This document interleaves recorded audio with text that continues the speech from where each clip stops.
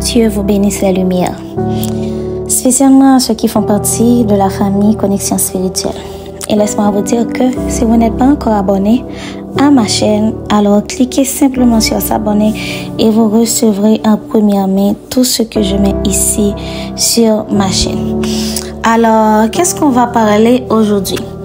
Aujourd'hui, je vais parler un peu sur la parabole de la levure. J'aimerais faire un résumé sur ce que je comprends spécialement sur cette parabole. Et j'espère que vous allez aimer. Alors, Dieu vous bénisse. Dans Matthieu 13, verset 33, la parole de Dieu dit ainsi. Et il leur raconta une autre parabole. Le royaume des cieux est comme du levain qu'une femme prit et mélangea avec une grande quantité de farine, de sorte que toute la pâte leva. Alors, dans cette parabole, Jésus compare le royaume de Dieu au levain qu'une femme mélangeait normalement avec une grande quantité de farine. Le résultat du mélange était la fermentation de la pâte.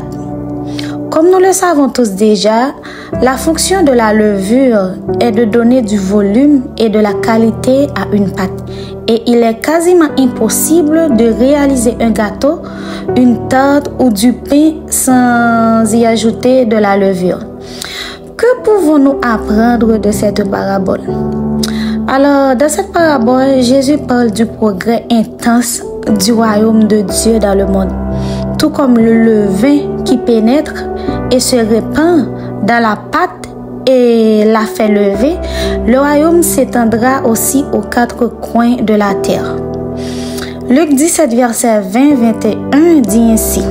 Un jour, ayant été interrogé par les pharisiens sur la date à laquelle viendrait le royaume de Dieu, Jésus répondit, « Le royaume de Dieu ne vient pas visiblement, et on ne dira pas « il est ici » ou « il est là », car le royaume de Dieu est parmi vous. » En racontant cette parabole aux pharisiens, Jésus déclare qu'à la fin des temps, l'évangile se répandra dans toutes les nations et que le royaume de Dieu prendra effet sur toute l'humanité, selon Matthieu 24, verset 14.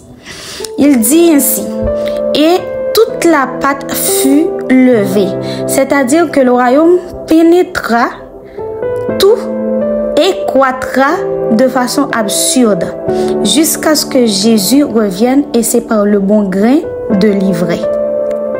Chrétiens, la leçon qu'on peut tirer dans tout ça, c'est que Jésus nous dit que le royaume de Dieu est déjà parmi nous et qu'il s'étendra aux quatre coins de la terre. De la même manière que nous ne pouvons pas remarquer le processus de croissance de la pâte pendant la fermentation, nous avons du mal à voir aussi la croissance du royaume des cieux. Cependant, ce n'est pas parce que nous ne pouvons pas le voir que cela n'arrive pas. C'est pourquoi je voudrais vous demander, alors, faites-vous déjà partie du royaume de Dieu ou qu'avez-vous fait pour éviter d'être rejeté par Jésus lorsqu'il reviendra séparer le bon grain de l'ivraie? J'aimerais vous dire qu'il est encore temps pour vous de vous préparer à rencontrer le Seigneur. Et tout cela dépendra que de vous. Alors, j'aimerais savoir, les amis, durant l'étude de cette parabole de Jésus, si vous avez pu observer un autre message ou est-ce que cela a parlé à votre cœur d'une manière particulière? Qu'avez-vous appris de cette parabole de Jésus que vous pouvez appliquer à votre vie? J'attends les réponses dans les commentaires. Que Dieu vous bénisse abondamment. On se verra dans une prochaine vidéo.